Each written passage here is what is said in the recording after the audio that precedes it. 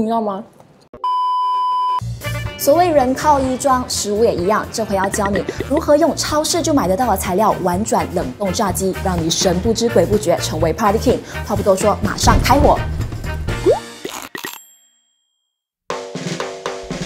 今天我们会用到 Karaage Popcorn Chicken 鸡米花和 Tatsuta 炸鸡。还记得上次说过的吗？要把冷冻食品炸得香酥脆，关键就是千万不可以解冻。本来要让炸鸡脆上加脆，放久不变软，是要经过2度油炸的过程。不过 NutriPlus 的冷冻炸鸡本身已经是熟的，所以只要按照我们在上一集教的，出锅前拉高油温炸30秒，就能做到金黄酥脆咯。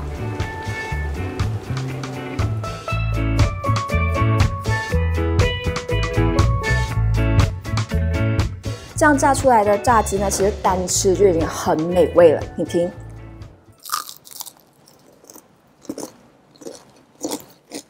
听到吗？不能再吃了，忍住。我们马上进入今天的主题，1鸡9吃。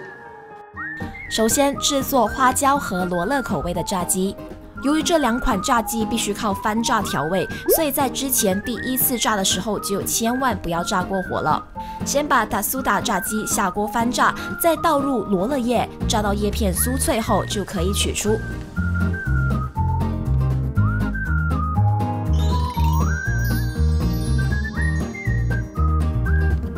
再来用炸过罗勒叶的油翻炸 Karaage， 放入花椒，在闻到花椒香但还没有变黑之前取出就完成啦。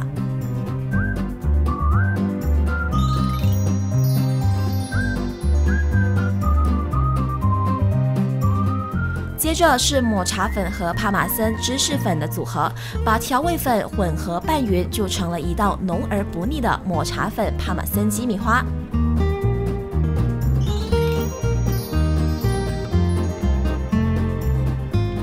第4款炸鸡的灵感取自日本漫画《深夜食堂》的猫饭，把刚炸好的 Popcorn Chicken 倒入碗内，加入牛油和酱油，用画圈圈的方式让牛油慢慢融化，包裹在炸鸡上就完成了。最后撒上一些海苔丝，更具风味。接着是意大利青酱搭配 Mozzarella Cheese， 因为调料比较粘稠，所以搅拌速度必须要快，才能把鸡米花都包裹均匀。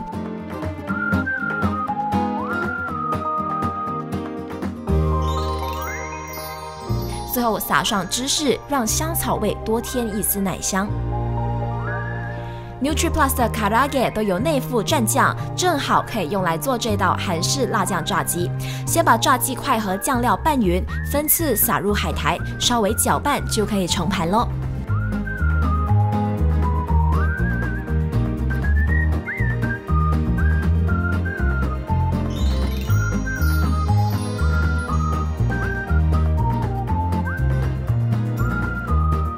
吃过辣酱，那就用水果来平衡味蕾。炸鸡加入甜味番茄酱，搅拌均匀，再按照个人口味挤入柠檬汁，怕酸的话就少放一点吧。一道酸甜口味的炸鸡，小孩也爱吃。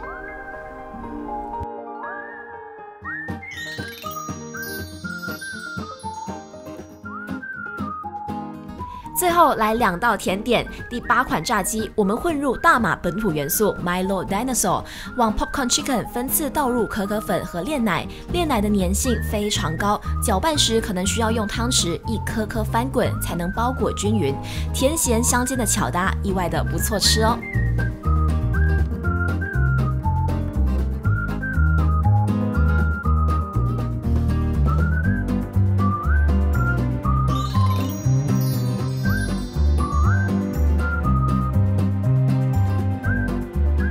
最后一道拔丝鸡米花就有点考技术了。砂糖加一点点水融化后，煮到水分蒸发冒泡的时候，倒入鸡米花，要趁糖浆还没有变硬之前，快速翻炒裹匀。